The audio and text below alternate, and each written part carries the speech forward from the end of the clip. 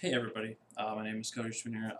This is my final legal paper presentation for the legal course, so get started. The proposed legislation that I picked for this paper was called SJR 0040, or the actual name for it was the Senate Joint Resolution 40, the Adult Education Task Force on the Future of Adult Education and Literacy. And this legislation was proposed back in June of 2017 in the state of Illinois. And I decided to focus on this piece of legislation because it touches on a very important part of education, the adult non-traditional student. The paper and kind of the summary of the outline of my paper itself goes through the bill sponsors, the bill summary, the potential impact on campus, and the personal testimony if I were to testify in front of it, and then just in general the conclusion and the societal impact that this legislation could have. I'm going right to bill sponsors. There were two main sponsors for this piece of legislation, Republican Senator Chuck Weaver and then Republican Representative Noreen Hammond. Said Chuck Weaver was born in Peoria, Illinois, and he has his doctorate from DePaul University College of Law. And he joined the Illinois Senate in 2015. Basically, one of the big reasons he promoted this task force was to provide education and career pathways, opening more job possibilities for the community and the state of Illinois as a whole. So that's kind of why he was sponsoring this bill, because he really wanted to work on the economic development as well as an education for the adults in Illinois. And Republican Representative Noreen Hammond, she was also born in Illinois and attended Western Illinois University before becoming a representative on the 93rd District Court in the Illinois House of Representatives. So her main focus was on fiscal accountability and fair and equitable funding for education across the state. So this task force would really help out with initiatives with that, and just she was just a big advocate for funding community colleges, and so I think that was one of the biggest reasons for her contribution to this legislation and to being a sponsor of the bill. Just working on this development and the funding of community colleges in Illinois and being able to provide the services of a task force in general. And if you go down to rationale, again, it was to create a statewide task force. It was also basically the future of adult education and literacy in Illinois. It would develop partnerships with higher education, nonprofits, and other businesses in the state of Illinois to kind of provide some innovative approaches to assist adult learners wanting to obtain a secondary school diploma. And there was also rationale to help prepare adults for family-sustaining jobs and career advancements within the vision of the proposed task force itself. And next we have the bill summary, just in general. The bill revolved around creating the statewide task force on the future of adult education and literacy within the Community College Board to create kind of a statewide strategic plan for adult education and literacy. The state of Illinois was looking to strengthen its adult education standards and then provide better access for adults looking to gain like a secondary diploma from a community college. It was also to help connect adult education community colleges to kind of enhance that access for educational access, leading to intentional workforce preparedness and development. So there's a lot of purposes of this task force, but a good chunk of it was to assist adults to become literate, obtain education, gaining a diploma, for improve their reading, writing, and speaking and comprehension skills. And just go more in depth a little bit into that, becoming literate and obtain the knowledge and skills necessary for employment and self-sufficiency kind of was the big first point of that. So we have a workforce that was self-sufficient and could advance when it needed to, could gain more education when it needed to, and those kind of things. And the second point was kind of assist adults who are parents our family members to obtain an education and skills that would lead to sustainable improvements in the economic opportunities for their family. So again, kind of just getting that education, kind of providing for their family and be able to move up in the workforce. The third point is like getting that secondary school diploma, and then helping with the transition to like post-secondary education and the transition to more training and different career pathways for these individuals. And then the last point was kind of to assist immigrants and other individuals who are English language learners to help them improve their reading, writing, speaking, and comprehension skills in the workforce. So the last bullet point there was in June 29th, 2017, the bill passed unanimously. The bill was brought to the floor in May of 2017, so it was a pretty quick turnaround, and a lot of people really wanted this bill passed. It kind of got pushed through pretty quickly because of that. The next slide here is on the potential impact on campus. You see the first point is the increase of adult non-traditional students on campus. I think that's one of the most interesting impacts on a university campus, just having more adult non-traditional students on campus, and just that impact of just having more individuals being able to get that education that they needed, basically. And another impact would just, going out the first one, kind of increase family housing options on campuses. There's certain campuses in the nation who kind of provide family housing. So if you're married, you have a child, and that kind of thing, there's certain cost-effective options to be able to live on campus while still obtaining your degree. And I feel like if this task force kind of got through legislation, which it did, impact might have you might see the increase of family housing options on campuses, just to take advantage of this task force in general. Let's see, the next one would be to help develop assessments, curriculum, and other instruction practices for campuses to use. I believe this is a pretty big one. Just being able to provide those assessments and curriculums to colleges that might not be well equipped for this kind of adult non-traditional students. So just being able to provide support and set up on the campuses to kind of help promote retention of adult learners, as well as to promote a smoother transition from the workforce and back into the workforce after getting that degree, and just really kind of developing those practices for retention and practices to keep the students there and have them complete their degree, which goes hand in hand with the fourth bullet point there about strengthening the state's accountability system. Retention's a huge thing, and just having this task force in place and having those assessments, curriculums, and practices to be able to help strengthen that state's accountability and being able to provide what they those programs that they truly need for the learners can really help improve the program overall by having kind of a system in place to be like what practice are you having, are things going well, and those kind of things. And it kind of goes in hand with the second bullet point, but a bigger impact specifically for my campus and my department would be the possible need to expand housing options for these adult learners. I work specifically in residence life, so housing on campus is definitely the focus there.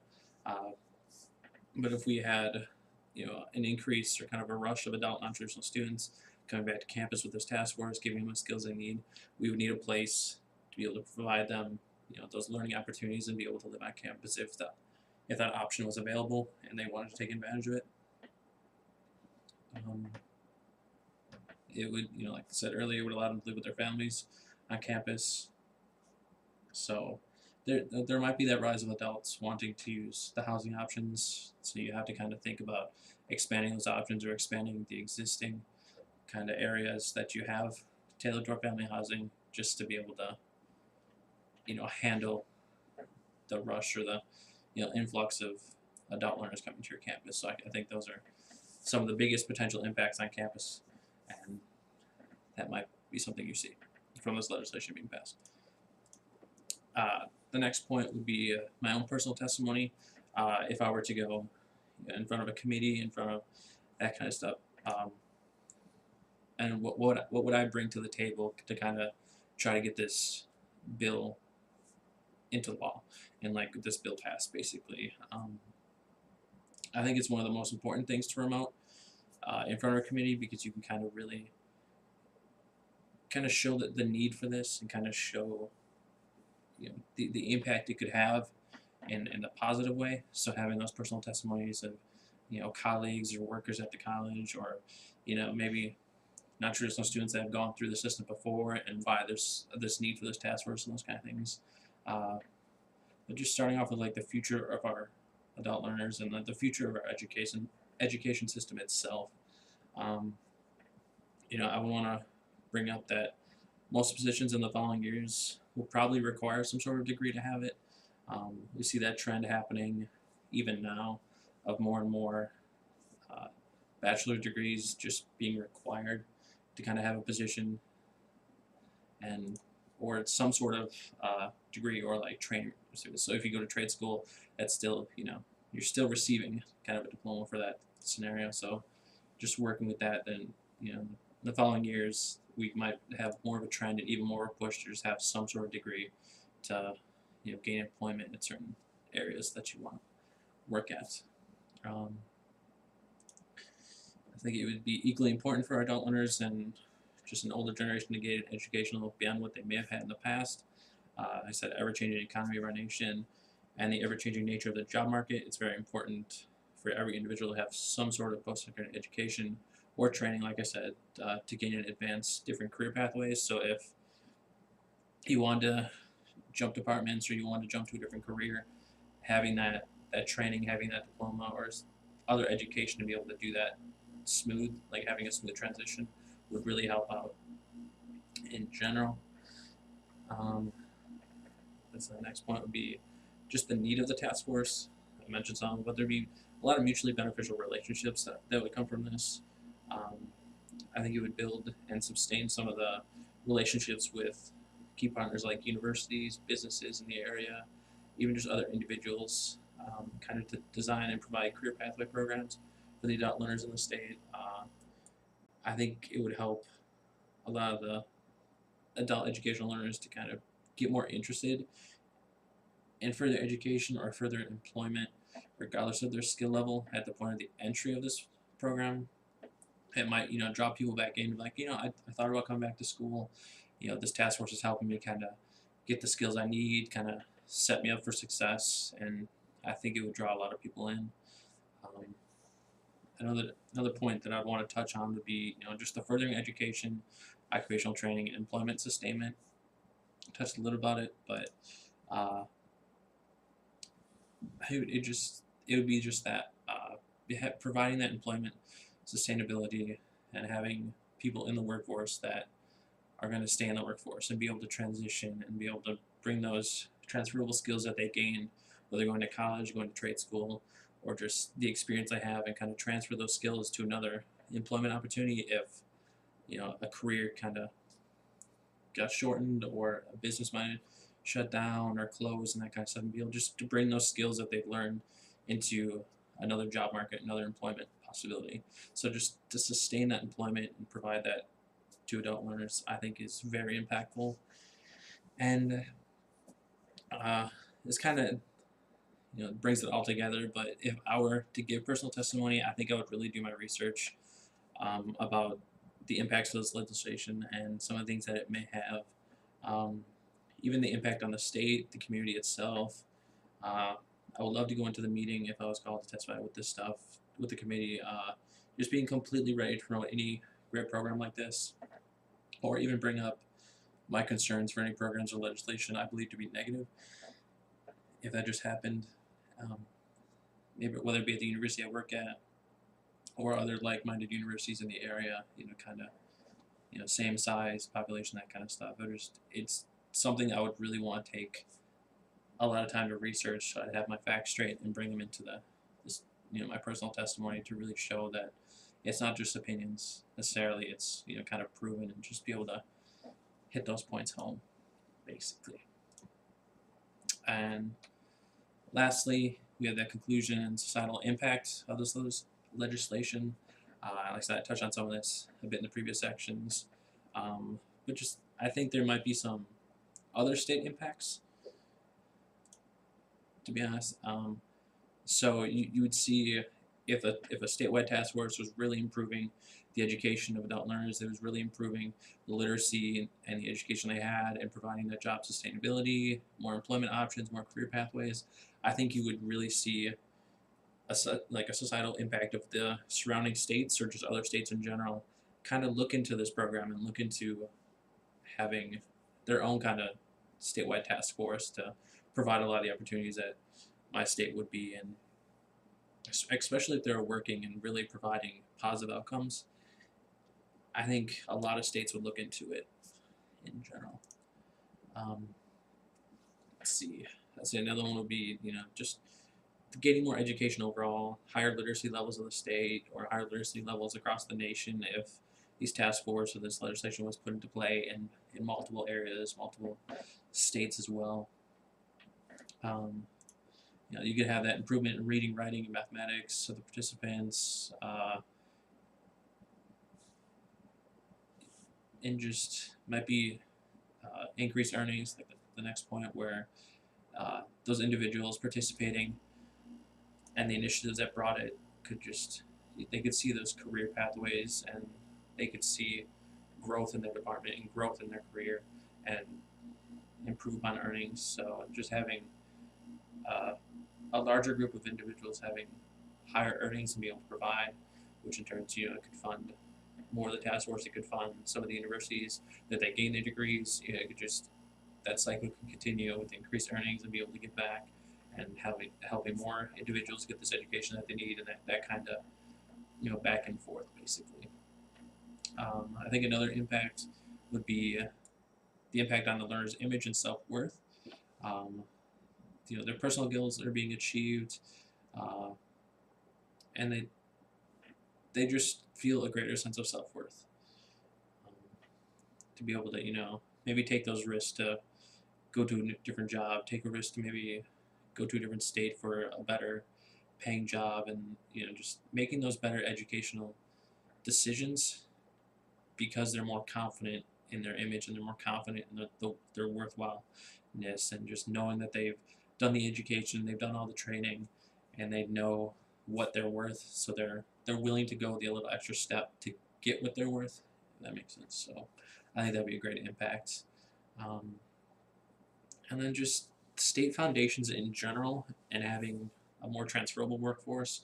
So like I said earlier, having those positions that, if a business closed or, the nation was going in a different direction, having those skills in the workforce that are very transferable. So if something did happen, your workforce wouldn't be out of work for a long period of time. They would be able to use those skills that they've gained, the training they've gained, the education they've gained, to kind of move with the flow of the nation, or move with the flow of the workforce, and being able to sustain and keep those positions.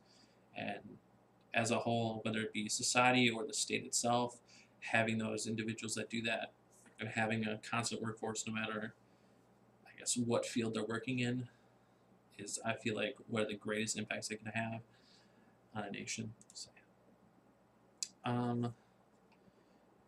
just touching on a couple more things, I would think, whether it's improving the workforce, improving work-life balance, and improving, like I said, the individual sense of it, I think a bill like this would have all the right channels to improve a state's foundation, and then, the effect to improve the states around it as well. If your state workforce is ideal and it's very well trained, very well educated, you might see, maybe more positions going to different states. They might be staying in the state, but you can also see other states kind of adopt those practices as well. You might have individuals coming to your state to get those positions or getting the training that you're providing, and those kind of things. So just an overall impact around the state itself and around the nation, and just improving the positions and the efficiency of the work that they have. So it could just provide for society as a whole, kind of getting the efficiency and the sustainability of a more transferable workforce. So yeah. To hear my references at the end, a lot of it was pretty straightforward. That was the references, and I think that sums up about my, my legal paper at the end there. So, thank you.